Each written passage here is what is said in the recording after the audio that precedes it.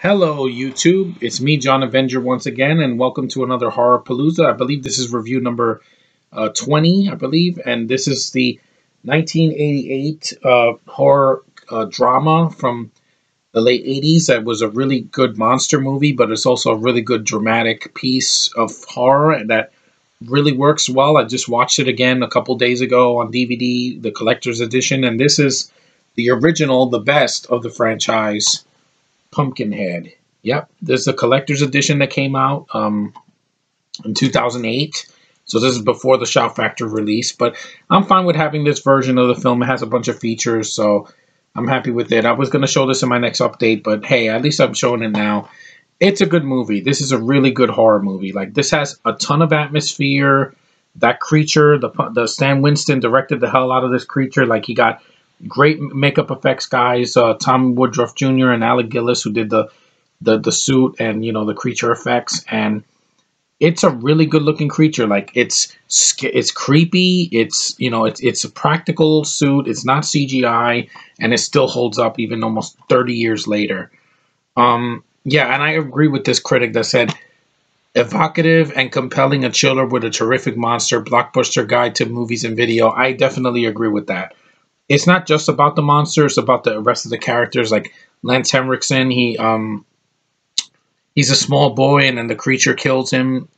His father or something like that. No, yeah, he has a traumatic experience in the beginning, and then he's like he has a connection to the creature, to the Pumpkinhead. There's a lot of characters in the film. You have Scott Spiegel did the commentary for this, which was really good because he's the guy that directed From Dusk Till Dawn 2, which I really enjoy. And there's other characters that you got Lance Henriksen, who's the lead guy in the film Human, and you have John D'Aquino. Yes, he was the dumbass president from Cory in the House, but here he's at least subtle. He's a douchebag, but at least he's not the president of the United States. I didn't buy him in that. He was horrible. At least here he's decent. You got Carrie Remsen. She's the lead girl of the film, and you also have Cynthia Bain. She's this is her introduction to film, so it was good to see her start, and she's a good actress. I like her in the film as well. And Stan Winston did a great job. Rest in peace, Stan Winston. You were a great makeup guy. I used to some of the most iconic movies of all time, and one of his last films was Iron Man, and I will always remember him for that. He did also Jurassic Park 3. Just really good effects. Aliens. So the guy knew what he was doing. It's a very well shot film too for a horror film. There's some really beautiful, cinematography, and the locations are real. They're not CGI. There's, it's like a small town like in the country, and the creature comes and it wreaks havoc. It slices people's heads with its claws, and I like the design of the creature. I mean, this right here. And the title's misleading because his head is not made of pumpkin, but it's a cool looking creature design, and I definitely enjoy this film. I heard the commentary with the makeup guys and the film and Stan Winston should have been on this, but he had passed away before they did this commentary, so he's not here. But they do mention him. It was great to work with him. He was a very visionary director / makeup guy. And his talents are definitely missed. Like, when he died, a part of practical effects kind of like went with him. But he did a good job directing it. There is some choppy editing. I will say that, especially when the creature is attacking in certain points. Like, you see the creature, you want to see more of the creature, and then they edit to some of the other characters, or it's too fast. Like, it's not shaky cam, but there's a lot of quick edits. I didn't think it was needed. But also, the film has a lot of blood in it as well. The creature slicing people's heads and grabbing them by the neck, and just, there is blood in this, so it's not a kid's movie. It's very creepy.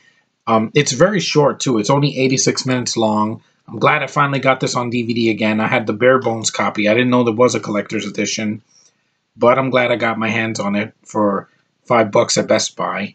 And it's a good horror movie. If you want to see something this Halloween that's creepy, that's not too long, and that's not a franchise that's like 15 entries in, you can watch Pumpkinhead. This is a good one.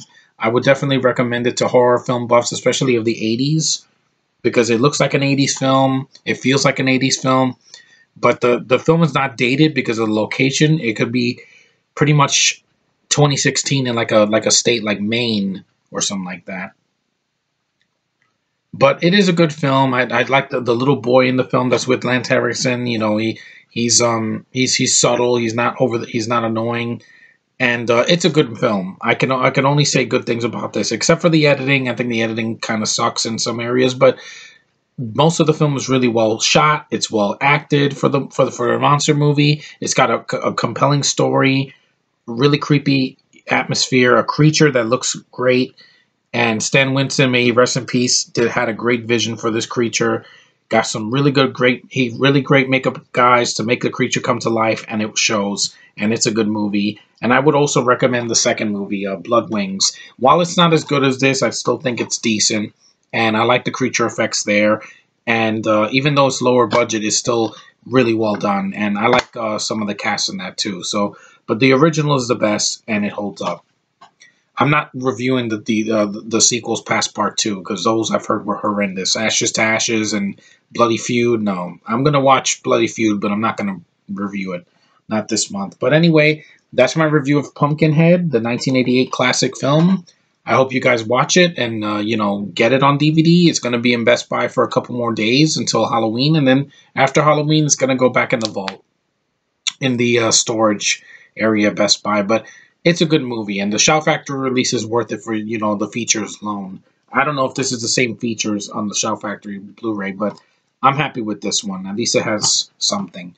Anyway, thanks a lot for watching. I'm glad I'm doing this video. I haven't done a video in like a day or two, so I wanted to keep up. Halloween's almost here, and I'm going to review something on Halloween or give you my Halloween recommendations, movies that I didn't review or films I have reviewed. And, I'm going to just chill. I got to avoid the trick-or-treaters because, there's going to be a lot of them this coming week. And, yeah, they're going to be knocking on my door by like 3 o'clock. So I want to leave so I don't have to deal with them. But anyway, thanks for watching. Take care and see you in the next review.